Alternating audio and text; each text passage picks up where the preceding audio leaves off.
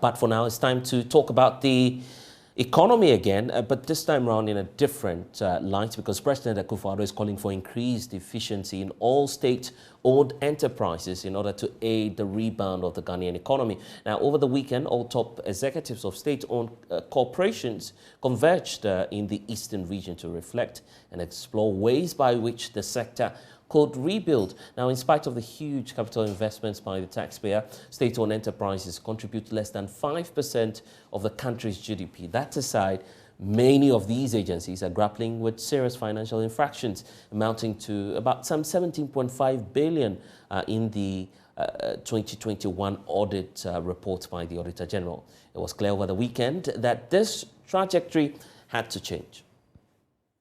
State-owned enterprises are known to be a drain on the public purse.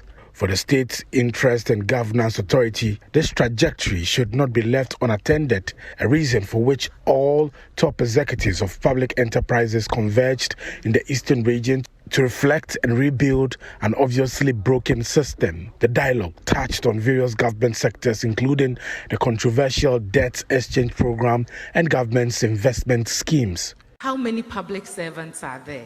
I've heard figures of about 700,000 people. So 40% of our revenues pay 700,000 people of a population of 32 million. I have no problem with that, but we need to start asking, what is the contribution of this 700,000 people to our economy? It is said that our public sector contributes about 20% of GDP, which means that the private sector contributes about 80% of GDP. 700,000 of us take 40% of the revenues and contribute 20% of GDP. How do we build trust back?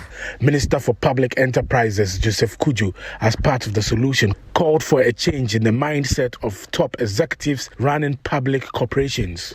And that is the private sector mindset. When you are capitalized and you are given a set of assets, you are expected to generate revenue, incur costs, pay your workers, pay taxes, and declare profit, and write part of the profit to government. So you are kind of hived off. But like the AGI doc said, he says they are operating with as if they are extension of government. So for even 30 of them I have visited directly, when you sit with them, they cry of capital injection. President Akufo-Addo, who superintended over the dialogue, did not mince words in communicating his displeasure over the continuous underperformance of the public sector. As government makes efforts to revive the collapsing economy, President Akufo-Addo has these marching orders for the CEOs of these state-owned enterprises. Your call to this service was based on the belief in your capabilities to help develop our nation. Your task is simple. Be efficient and profitable where applicable, and contribute significantly to the growth of the economy. As you are well aware, my expectation of you is to contribute some 30% to our GDP. I entreat you to reflect deeply on our nation's current situation, what your contribution has been, and what you can do to help turn things around. Further, specified entities must leverage the African Continental Free Trade Area, AfTA, Secretariat to develop intra-Africa trade opportunities, as it is our responsibility to increase our exports as well as ensure food security. Our nation is facing one of the toughest times in its history. The challenge before us is daunting but surmountable. We can only prevail when we increase revenue mobilization and rationalize our expenditures. You have the responsibility to steer your individual entities towards economic development by encouraging innovation and growth and conducting sustainable businesses in accordance with good corporate governance practices. Our ability to survive will depend on how united we are against the challenges that confront us. We either sail together or sink together, and have no doubt that your expertise and commitment will ensure that we get to the shores of economic stability and growth without any casualties. Excuses for non-performance should no longer be tolerated. Steer the ship as an able captain or be kicked out. May God bless Sogah and us all, and may God bless our homeland Ghana and make her great and strong. I thank you for your attention. Well, so those are the marching orders from the president, but how are we actualizing this at the ministerial and corporation level? I want to bring in Minister for State Enterprises or Public Enterprises, Joseph Kujo, who's joining us via Zoom now. Thank you, Honorable, for your time here on the pulse. So the marching orders from the president, I'm just wondering what the next steps are. How are you going to actualize the directive from the president? And kindly unmute for me so I can hear the points you're making, sir. Yes. Thank you and good afternoon to your viewers. The President's marching orders are clear, and these have been really marching orders that are contained in his vision when he modified the model for oversighting the public enterprises. We may all recall that in the past, that's before 2017, we had a model for oversighting the public enterprises that fed into all these kind of non-performance that we have been witnessing over the years. And this dates back to, I keep saying 66 years ago, since independence. You remember there was SEC, that is State Enterprises Commission, oversighting the public enterprises and signing performance contract with them, but after signing, they just put it somewhere to gather dust. And then when the enterprises operate, report the losses, it's in their books. Nobody really chases them for even account preparation. And when the enterprise collapses, then it is delivered to DIC, Diversity and Implementation Committee, to dispose of them. And that was the model. So it means predominantly we had a situation where operate when you collapse, you are disposed of. That model until 2017 when the president's vision was like, no, this non-performance cannot be tolerated again, and led to remodeling of government oversight over the public enterprises. That led to Sogah, State Interest and Governance Authority, established and the law promulgated in 2019 to make sure that the enterprise space is properly governed and managed. So what the president said on Friday, which you just played, and challenging all of us to ensure that we operate with a mindset of delivering efficiency, is really not fresh, but a reiteration of his own vision. Yeah, but what's instructive is that even at that forum, you raised your concerns of how, through your interaction with the state-owned enterprises, many of them still don't have the mindset of being profitable. That cannot be tolerated in this time of austerity, you agree? Very good. Yeah, this time of austerity will come into, we'll dovetail everything into the context of today. Mindset and culture, takes time to change. Are you getting it? We're talking about 66-year-old problem, which the president is now changing. And since 2019, when Sogah Act was promulgated, there has been a lot of achievement. Some of the achievements I would want to highlight relate to even account preparation. When I became Minister for Public Enterprises, there were enterprises that for 10 years prior, 9 years prior, 8 years prior, had never prepared account. Can you believe this? So on what basis were they even managing? Because if you prepare account, then you can look into direction of your own financial and operating performance and make decisions going forward. That I made loss and next financial year should be better. They were not even preparing an account. So from that level of compliance with Public Financial Management Act, which requires them to, after financial year, after every financial year, 2 months after the financial year, account must be prepared, and the subsequent 2 months, which ends in April, ending, the account must have been audited.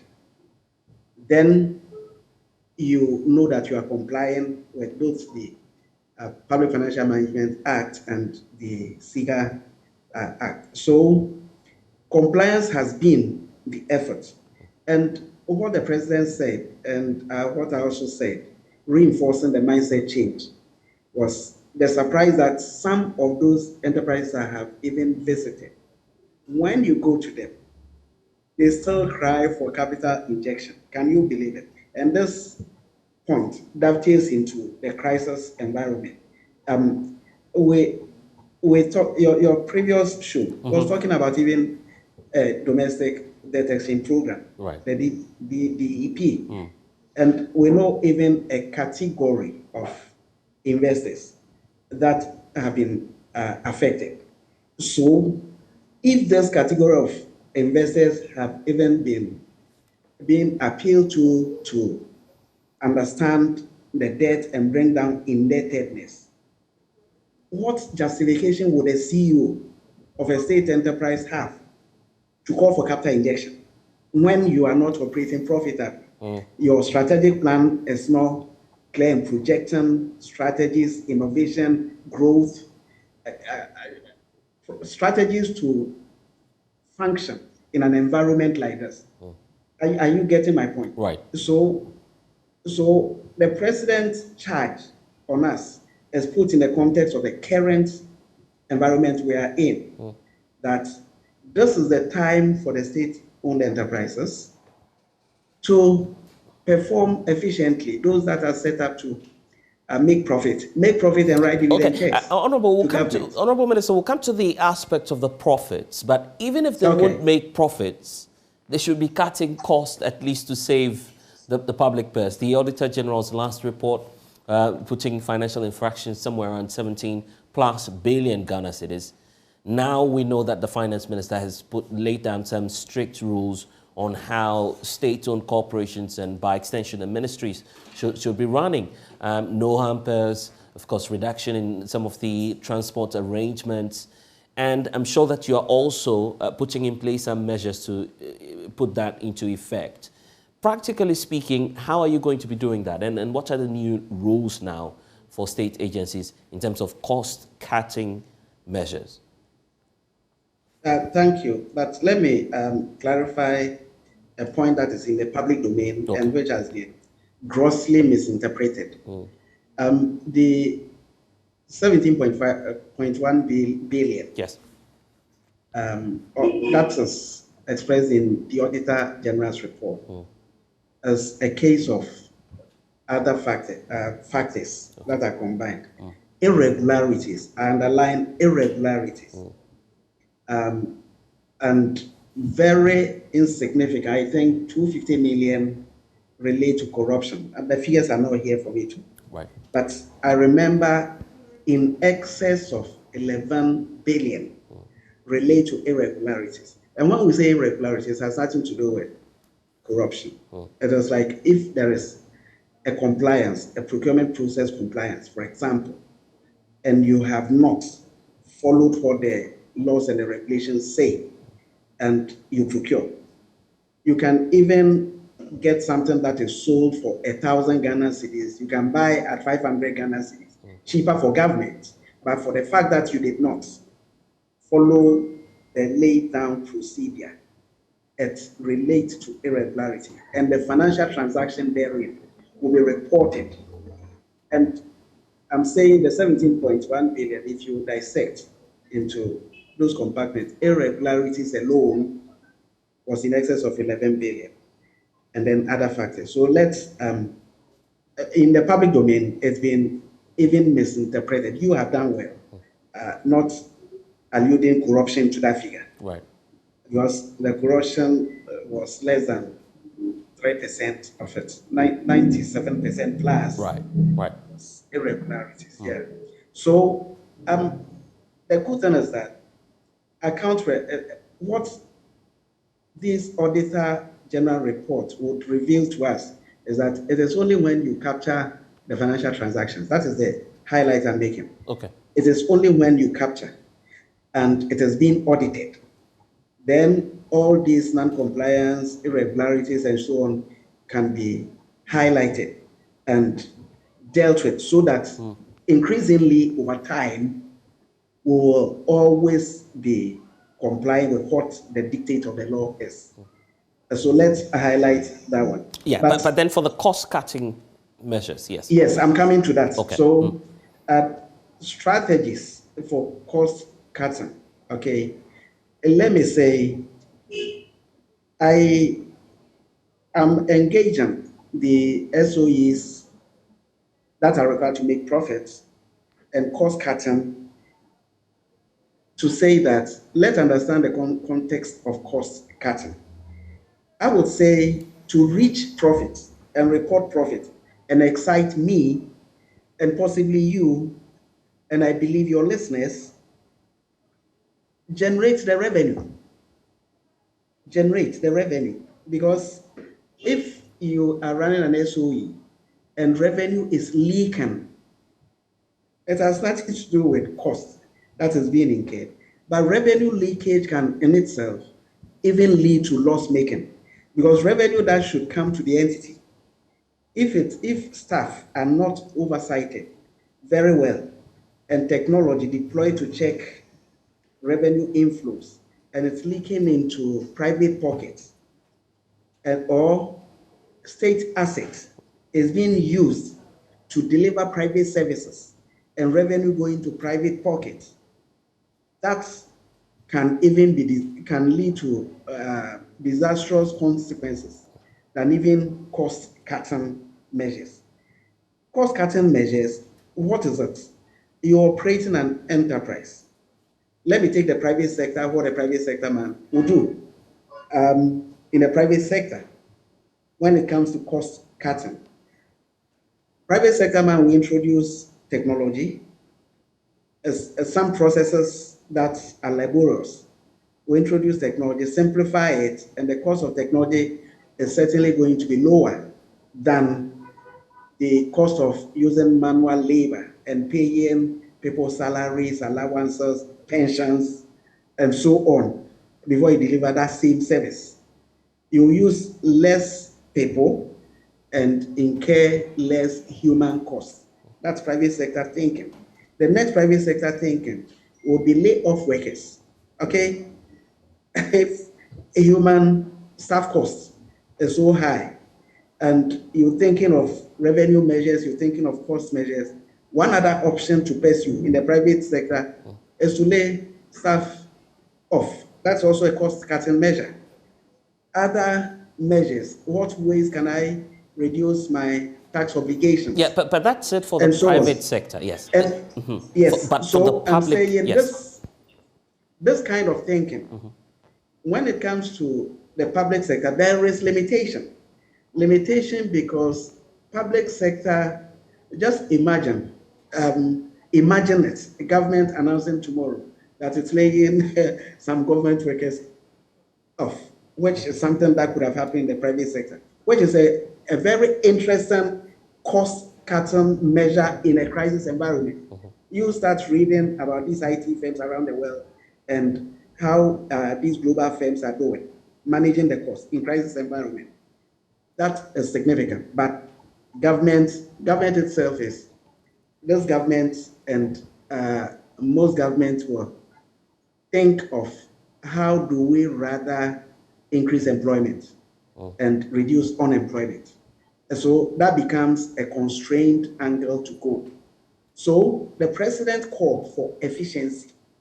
Efficiency would mean that the staff you have enhance productivity, let them do more of what they do, so that revenue will rather go up, and any way you can decrease costs, like in procurement, the pricing. If opportunity exists to procure cheaply and also less, that will be better.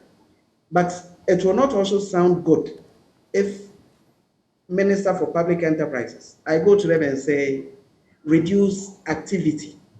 Reduce activity, you know the consequence, the economy is in crisis. I want them to increase activity. Are you getting me? I want them to increase activity because we are in economic a downturn that needs jump. We call it jump starting it. More activity, more economic activity, more project delivery. Economies that have gone through situations like what we have now, you will see government increasing spending so that more hands will be engaged and employed. Because as private sector maybe lay off workers, construction and other such economic activities should start engaging more hands. That is on the government side. And so we are thinking about cost cutting, but applicable to where technology can be deployed, where procurement processes can be followed and deliver competitive pricing for government services, and so on. Okay. Those are the angle I'm engaging the I just want to pick up on the words of the president saying make profit where applicable. In the view of some experts, we're beyond that. Just sell off these public entities, sell some of the redundant state-owned enterprises, and let's make progress because they are becoming a drain on the public purse. Why not do that? Yes, I share the same thinking, and the government generally shares the same thinking, except that due process is being followed. Rule of law, you just can't say, snap the finger and say, this enterprise is for sale. And so even from my ministry, we've been working on divestment of some state entities. Have you identified some companies that you are likely to sell off? Yes, I have. Yes, I have, but I won't tell you now. Until I get, until I get cabinet. Let me get cabinet approval and come to you. Okay. But in terms of the numbers, you've not given us, of course, you're not giving us the details. I can say broadly, some are meant for inviting strategic investors into them, because government is not going to write a check to give to you again in the environment we find ourselves in. So we're looking for strategic investment into these entities. And then some dispose of government shares, yes, and let private sector have control, ownership, and manage it, because the private sector approach to corporate management. Honorable Minister, I'm interested in the numbers. Have you identified? That's what I'm saying. Right. And some in that category, and then others in complete divestment. And so I would say to you at this stage that I have submitted 12 companies for cabinet approval in these three categories. I will not be able to tell you the numbers that are for inviting strategic investors and equity disposal, government equity disposal, and also the whole enterprise disposal. Okay, so 12 on the table for either selling off, or privatizing them. And some also including listing on the stock exchange. That is selling part of government shares so that private sector comes into it. So these broad categories, we're looking for, my secretariat is looking for cabinet approval, and subsequently would implement the approval. Okay. Honorable Minister, we need to be wrapping up, but what would be your message to of course, the top executives of the state-owned enterprises and also the civil service, or I mean, some of these public sector employees who work within, the belief is that they are also part of the problem. As we wrap up on this conversation, what will be your message to them? Okay, thank you.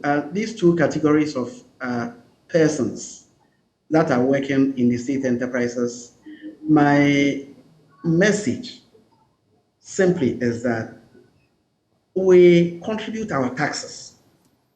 My mother selling in the market, cassava, selling my cassava in the market, is taking some market tool.